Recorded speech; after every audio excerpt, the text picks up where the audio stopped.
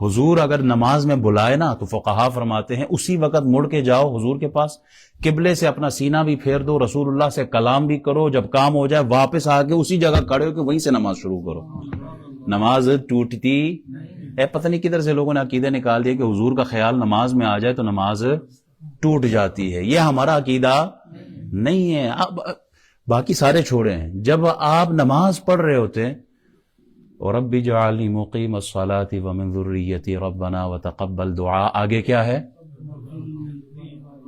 ہون دسو ربنا اغفر لی، اللہ میری بھی مغفرت فرما، اس کے بعد کیا کہتے ہیں؟ ولی والدیہ، تے ادھر ابا یاد آیا کہ نہیں آیا؟ ابے کا ذکر ہوگا تو ابا خیال میں آئے گا، جب ابا کا خیال آئے نماز نہیں ٹوٹتی تو نبی علیہ الصلوۃ والسلام جو امام الانبیاء ہے ان کا خیال آئے نماز کیسے ٹوٹتی ہے؟ جب آپ نماز پڑھتے ہیں السلام علیکہ، آگے بولیں آپ نے نبی کا نام لیا تو نبی کا خیال آئے گا کہ نہیں آئے گا؟ نبی علیہ الصلوۃ والسلام کا خیال آتا ہے، درود شریف پڑھتے ہیں آپ، نبی علیہ الصلوۃ والسلام کا خیال، تو کیسے کہہ سکتے ہیں کہ نبی کا خیال آئے تو نماز ٹوٹ جاتی ہے؟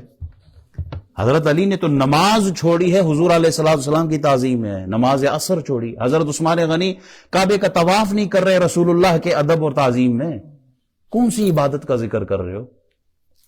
اللہ تعالی ہمیں ایسے بد عقیدگیوں سے محفوظ رکھے۔